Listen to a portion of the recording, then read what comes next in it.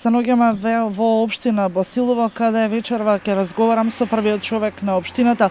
Зборуваме како и на кој начин жителите на Иловица и на Штука ќе бидат заштитени со изградбата на рудникот на Иловица и Штука, односно американската компанија Euromax Resources започнува со изградба на рудникот за бакари за злато.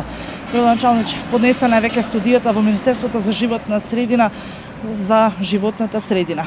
Како и на кој начин и кои се началните параметри со кои што Euromax Resources гарантира здрава и животна средина во овие две населени места?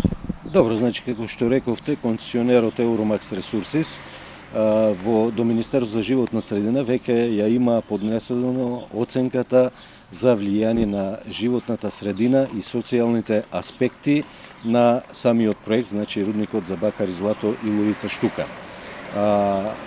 На изработката на таа оценка работеа реномирани светски фирми и опфатени се сите аспекти.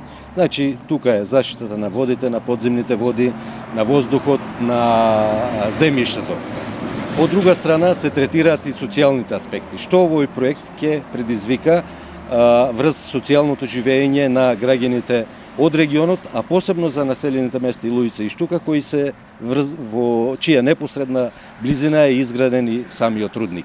Значи, многу е важно што овој проект Европската банка за обнова и развој има 20% од капиталот на самата компанија, а тие се една од институциите кои се залагаат за максимално почитување на европските и нашите прописи во однос на заштита од негативните влијанија на животната средина, што ќе ги предизвика самиот проект. Така.